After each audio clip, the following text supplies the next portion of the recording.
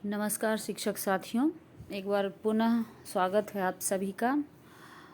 और आज हम बात करने जा रहे हैं माइक्रो इम्प्रूवमेंट प्रोजेक्ट, जो कि सभी प्रधान शिक्षकों के लिए अनिवार्य रूप से करना है।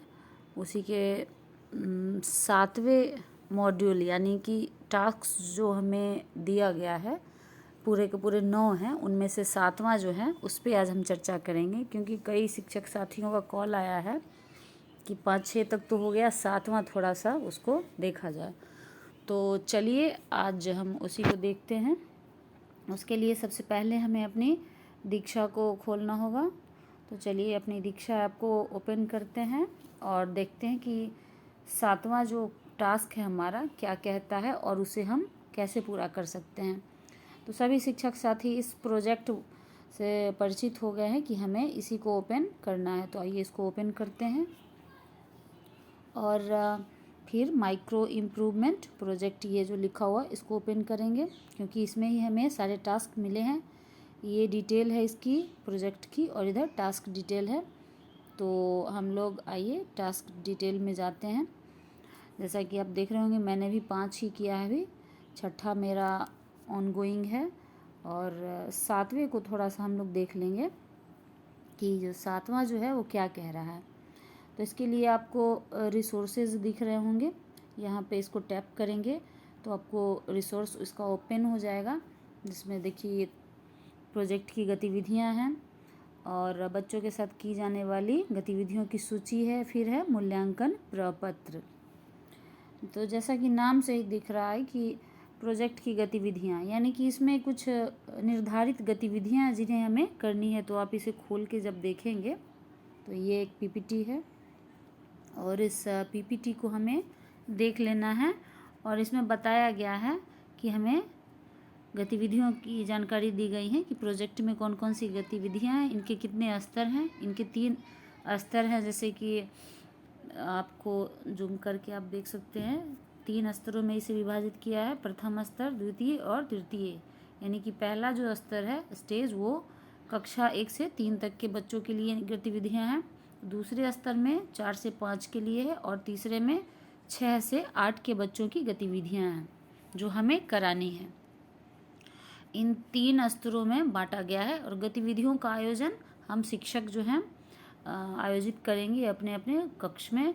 और इसमें प्रधान शिक्षक भी सहायता करेंगे और कोशिश होगी कि बच्चों को सहयोग किया जाए, क्योंकि शिक्षक जो होते हैं सुगमकर्ता के रूप में ही होते हैं।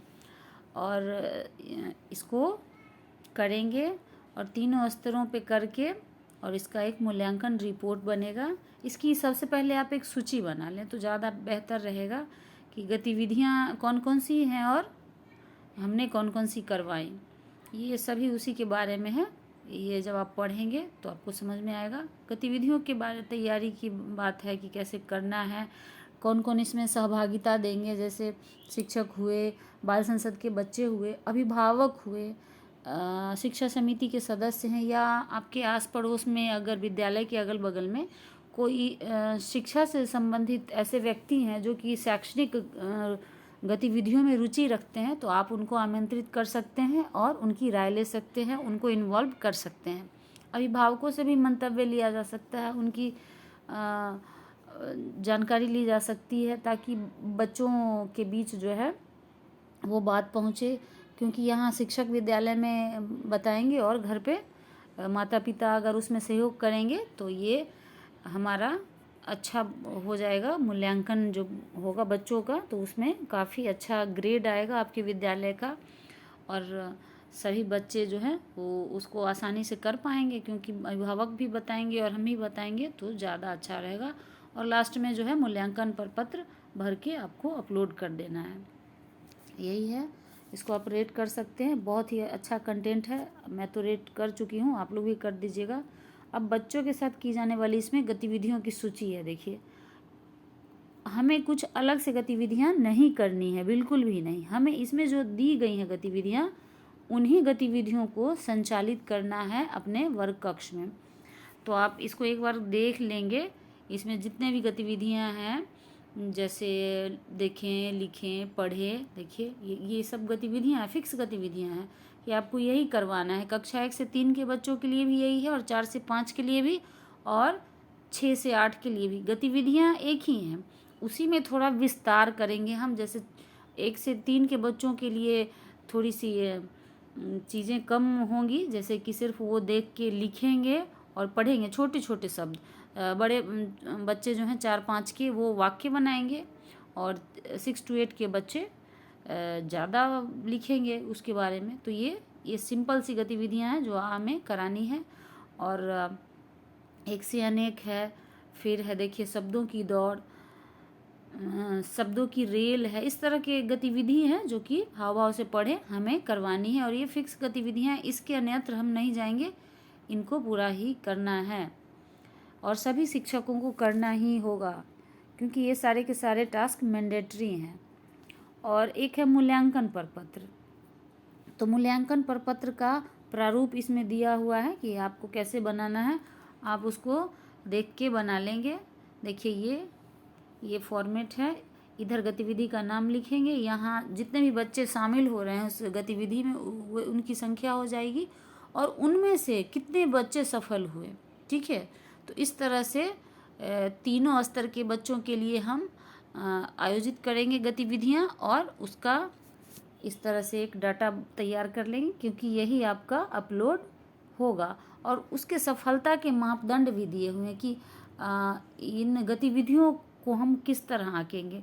तो यहाँ उसकी पूरी जानकारी दी गई है कि आप उन गतिविधियों को कैसे आंकेंगे कि बच्चे कितना सीख रहे हैं। हर एक गतिविधि के लिए निर्धारित दक्षताएं हैं जो कि हम देख लेंगे इसमें, और उसी आधार पे हम करेंगे, आयोजित करेंगे। और इस तरह ये बहुत ही आसानी से हो जाएगा। मैंने देखिए एक बनाया छोटा सा, जो मैं आपको दिखाती हूँ, प्रपत्र, मूल्यांकन प्रपत्र जिसे कहते हैं। ये मूल्यांकन प्रपत्र है, देख सकते हैं आप कि इसमें जो है इस तरफ क्रम संख्या है, ये गतिविधि का नाम है, जैसे देखें, लिखे, पढ़े। तो जैसे मेरे वर्ग 1 से 3 के बच्चे हैं, तो इसमें वर्ग 1 के 20 बच्चे हैं, 2 के 29 और कक्षा 3 के 52 बच्चे हैं। कुल मिलाकर मेरे 101 बच्चों ने भाग लिया इस गतिविधि में। तो उसमें से जब मूल्यांकन किया गया तो 89 बच्चे ही उस गतिविधि को कर पाए अच्छे से। कुछ बच्चे किए लेकिन सही से नहीं किए, तो उनकी संख्या यहाँ हमने दर्ज कर दी। उसी प्रकार वर्ग 4 से 5 के बच्चों में भी हमने इस मूल्यांकन को किया, गतिविधि को, तो यहाँ 81 बच्चे आए।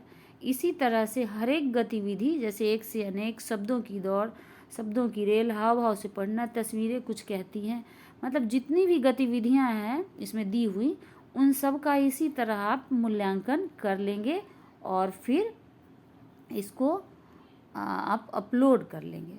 सिंपल सा, आप अपने हाथ से बना सकते हैं या फिर आप निकाल सकते हैं कंप्यूटराइज, किसी भी तरह से जो जैसी आपकी इच्छा वो बना के, और फिर आप उसको अपलोड कर देंगे। ये ज़रूर, ये प्रपत्र हमारे लिए निश्चित है, क्योंकि ये मूल्यांकन करके बच्चों का मूल्यांकन हमने किया या नहीं किया, ये कैसे पता चलेगा। इसके लिए इस प्रपत्र को भर के और अवश्य आप लोग उसमें डालें, ताकि जो वहाँ पे है हमारा परफॉर्मेंस विद्यालय का बेहतर हो। तो आइए पुनः एक बार दीक्षा पे चलते हैं। तो इस तरह हम लोगों ने देखा कि बहुत ही आसान है, इतना मुश्किल नहीं है कि आप ना कर सकें। और उसका जो है ये सब हो गया। अटैच वाली बात वही है कि अगर आपने ये गतिविधियाँ सब कराई सुनियोजित तरीके से, तो फिर उसको हम वही ऐड फाइल में जाएंगे, और इसको जो हमने कराई हैं गतिविधियाँ उसको हम ले लेंगे। अगर आपने गैलरी में रखा है तो वहाँ से आप फ़ोटो, जैसे ये एक गतिविधि मैंने कराई थी तो उसकी एक फ़ोटो है, तो इसको मैं ले लेती हूँ ऐसे। देखिए एक से अनेक गतिविधि है, उसकी ये फ़ोटो है, तो यहाँ मैंने ले लिया। अब यहाँ पे लिख देंगे, ठीक है, कि ये गतिविधि कौन सी है। यहाँ पे गतिविधि का नाम लिख देंगे, गतिविधि का नाम लिख देंगे, या और भी कुछ आप डिटेल्स लिख सकते हैं अपने हिसाब से, और फिर उसको हम अटैच करेंगे। तो आपका फाइल अटैच हो गया, और इसको आप इधर जाके फिर से वही लास्ट वाला जो ऑप्शन है, यहाँ देखिए, ये सॉरी, ये साइन एंड शेयर कर दीजिएगा। तो देखिए ये हो रहा है आपका, और ये जब प्रोजेक्ट को वहाँ साइन करके रख लेगा, दीक्षा के पास जो ऐप है उसमें आपका फीड हो जाएगा। और बहुत ही आसान तरीके से, बहुत ही सिंपल है साथियों, कुछ वैसा नहीं है कि आप नहीं कर सकते हैं। और इसको अगर आप देखना चाहें तो फिर ये वाला जो पोर्शन है आपका, ये वाला फाइल वाला, तो आपने अपलोड किया, आपका अपलोड हुआ या नहीं, उसको आप यहाँ से आसानी से देख सकते हैं। इस फाइल्स को जब आप टच कीजिएगा, टैप कीजिएगा, तो वो आपने जितनी चीज़ें अपलोड की हैं वो आपकी सारी की सारी दिख जाएंगी आपको, और इस तरह से आपका टास्क पूरा हो जाएगा। और मुझे लगता है कि अब आप समझ गए होंगे कि बच्चों के साथ जो मूल्यांकन वाला है, ये पढ़े बिहार की प्रोजेक्ट की श्रेणी मतलब एक शेड्यूल टाइप का बना लीजिए, और उसको सुनिश्चित तरीके से, सुनियोजित तरीके से करना है।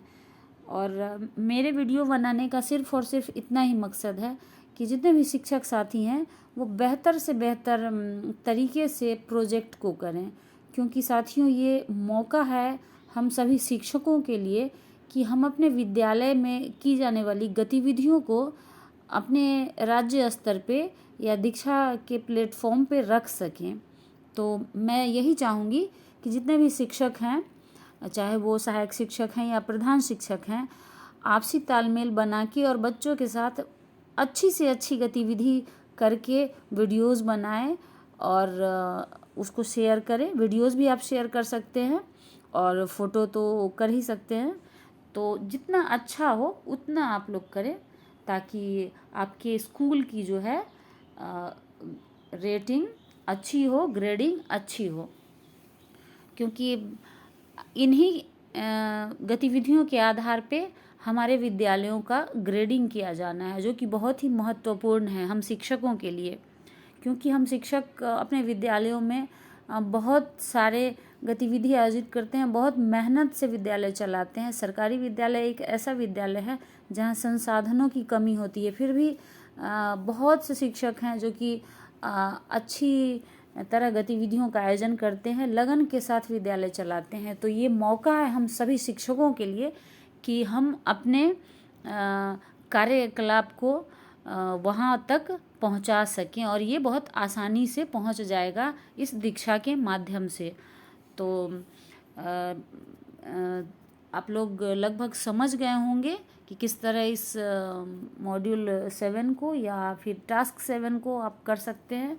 और अगर कहीं कोई परेशानी हो तो आप लोग कमेंट कर सकते हैं, लिख सकते हैं। मैं कोशिश करूँगी कि उन प्रश्नों के उत्तर दे सकूं और आपके सहायता कर सकूं। धन्यवाद, थैंक यू।